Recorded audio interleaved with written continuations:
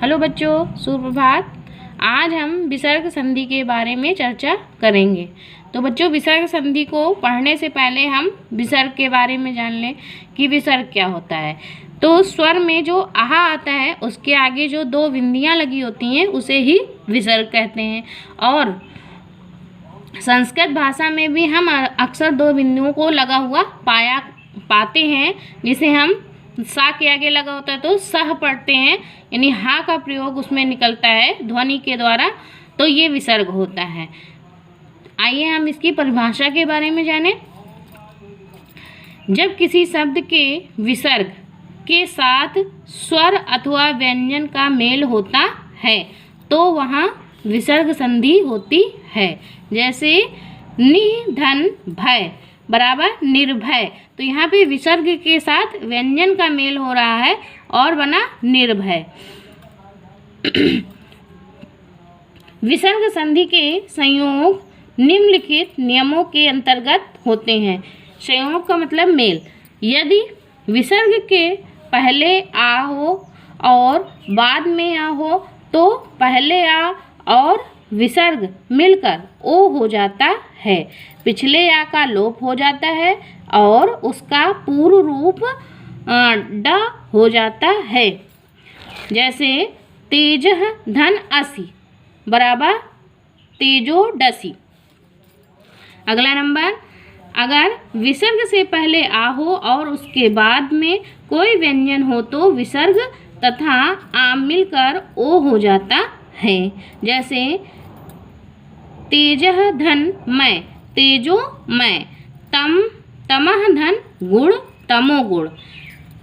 अगला नंबर देखते हैं, अगर विसर्ग के बाद छ हो तो विसर्ग श में बदल जाता है।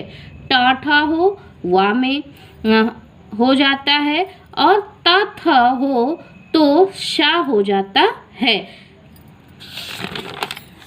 जैसे पुरः धन कार बराबर पुरस्कार, निधन चल निश्चल, नमः धन ते नमस्ते। इस तरह बच्चों हमने देखा कि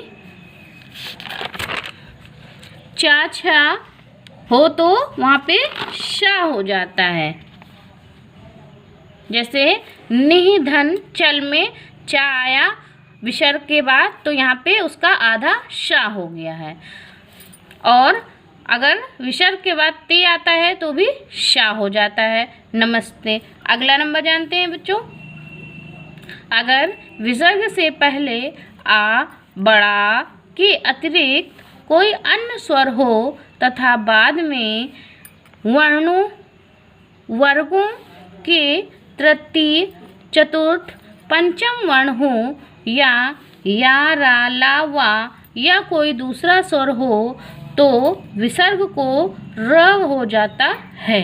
जैसे निधन धन निर्धन, आयुधन वेद आयुर्वेद।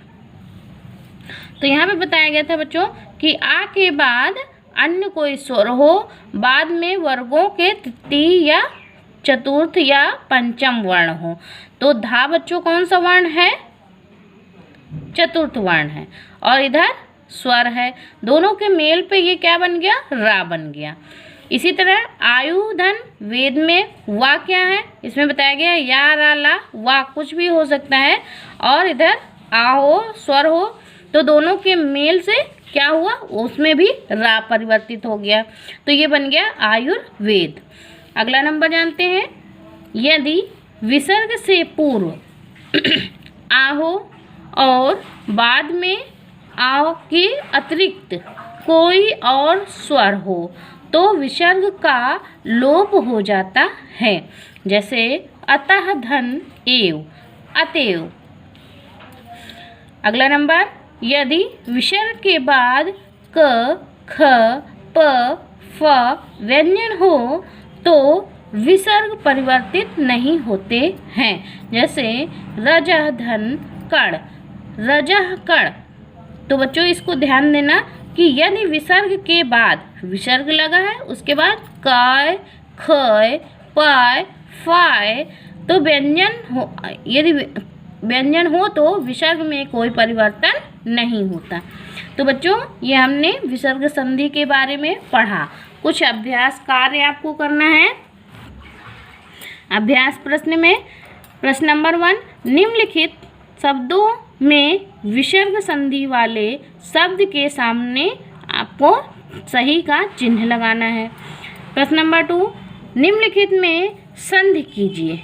निम्नलिखित में संधि कीजिए, यानी कुछ शब्द आपको ये दिए गए हैं, जैसे धन धन धन धन आर्थी, भोधन अन्न, महीधन इंद्र, चंद्रधन उदय, नौधन इक, दिग्धन अंबर, अतिधन आचार, दुराधन गुण, सेधन अन्न। अगला प्रश्न, निम्नलिखित में संधि विच्छेद कीजिए। कुछ शब्द दिए गए हैं बच्चों, आपको उनको संधि विच्छेद करना है। नदीस, कालांतर, देशांतन, अत्यधिक, महर्षि, स्वेच्छा, तदैव, राजाज्ञा। ओके बच्चों, थैंक यू।